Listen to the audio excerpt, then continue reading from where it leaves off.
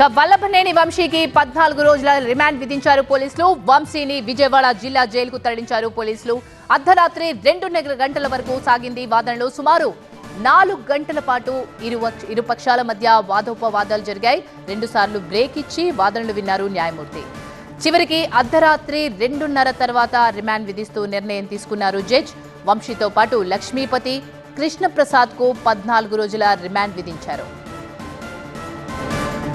నిన్న ఉదయం హైదరాబాద్ లో వంశీ అరెస్ట్ అయ్యారు. విజయవాడకు తరలించి వంశీని 8 గంటలకు పైగానే ప్రశ్నించారు పోలీసులు. రాత్రి 10 గంటల టైంలో జీజీహెచ్ లో వంశీకి వైద్య పరీక్షలు నిర్వహించారు. సుమారు 10:30కి జడ్జి ముందు వంశీని ప్రవేశపెట్టారు పోలీసులు. రాత్రి 10:30 నుంచి అర్ధరాత్రి 2:30 వరకు వాదోపవాదాలు జరిగాయి. అయితే రిమాండ్ రిపోర్ట్లో వంశీతో పాటు 11 మందిని నిందితులుగా చేర్చారు పోలీసులు. సత్యవర్ధన్ కిడ్నాప్ లో వంశీతో కలిసి 4 ప్రమేయం ఉన్నట్టు పేర్కొన్నారు పోలీసులు. వల్లభనేని వంశీకి నేర చరిత్ర ఉందని, గతంలో 16 కేసులున్నట్టు రిమాండ్ రిపోర్ట్లో ప్రస్తావించారు పోలీసులు. A1 Vallabhaneni Vamsi, A7 Sivaramakrishna Prasad, A8 Nimmala లక్ష్మీపతిని అరెస్ట్ చేస్తున్నట్టు పేర్కొన్నారు పోలీసులు.